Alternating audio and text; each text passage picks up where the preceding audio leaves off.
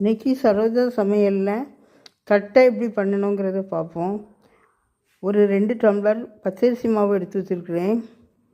அதுக்கப்புறம் கொஞ்சம் நெய் எடுத்து வச்சுருக்கிறேன். பொரிகடலை கொஞ்சம் எடுத்து வச்சுருக்கிறேன். தேவையான அளவு உப்பு. அரைப்பதற்கு தேவையான பொருட்கள் சீரகம், பெருஞ்சீரகம் ஒவ்வொரு ஸ்பூன் எடுத்து வச்சுருக்கேன். அதுக்கப்புறம் 3 வத்தல் எடுத்து வச்சுருக்கிறேன்.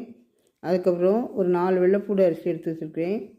அப்புறம் சிறிதளவு இஞ்சி, கொஞ்சம் காயப்பொடி எடுத்து வச்சுருக்கேன். நம்ம எல்லாத்தையும் நம்ம மிக்சியில் போட்டு பொடியாக நுணுக்கணும்.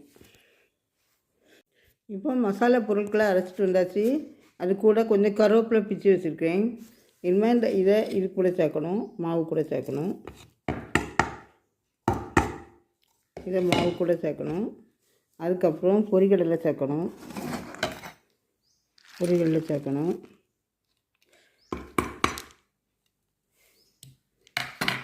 அதுக்கப்புறம் இதில் நெய் ஊற்றணும்.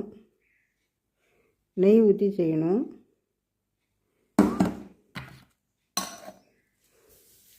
இனிமேல் இந்த மாவை நம்ம சப்பாத்தி மாவு இருக்குல்ல, அதே மாதிரி நைஸாக இப்போ செய்யணும். கொஞ்சம் தண்ணி ஊற்றி உப்பு நமக்கு தேவையான அளவு உப்பு போட்டு தண்ணி ஊற்றி அதில் பிசைஞ்சு அதை சப்பாத்தி மாவு பதத்துக்கு கொண்டு வரும். இப்போது தட்டைக்கு நம்ம இப்படி மாவு பிசைஞ்சு வச்சாச்சு. அதுக்கப்புறம் நம்ம தட்டை இனிமேல் செய்ய ஆரம்பிக்கலாம். இப்போது ஒரு தட்டில் நம்ம அந்த நெய்யை ஊற்றி அந்த மாவை நம்ம பிசைஞ்சு வச்சுருக்கோம்ல, அந்த மாவை இதை வச்சு தட்டணும்.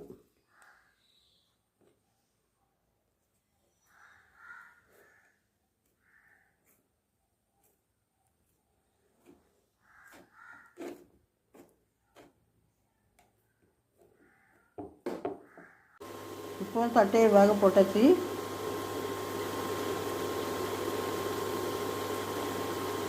இனிமேல் ஒரு பக்கம் வெந்த உடனே மாற்றி போடணும். மாற்றி போட்டு தட்டை வேகுது. அதுக்கப்புறம் நல்லா வெந்த பிறகு எடுத்துடலாம். நிறம் மாறின உடனே எடுக்கணும். இப்போ தட்டை நல்லா நிறம் மாறிட்டு இனிமேல் தட்டையை எடுத்துடலாம். இப்படி 2 2ஆக போட்டு எடுக்கணும். அவ்வளோதான். இன்றைக்கி சரோஜா சமையலில் சுவையான தட்டை ரெடி. இதை உங்கள் வீட்டில் ட்ரை பண்ணி பாருங்கள். சரோஜா சமையலுக்கு சப்ஸ்கிரைப் பண்ணுங்கள். பக்கத்தில் இருக்க பெல் பட்டனை ப்ரெஸ் பண்ணி ஆல் கொடுங்க. தேங்க்யூ.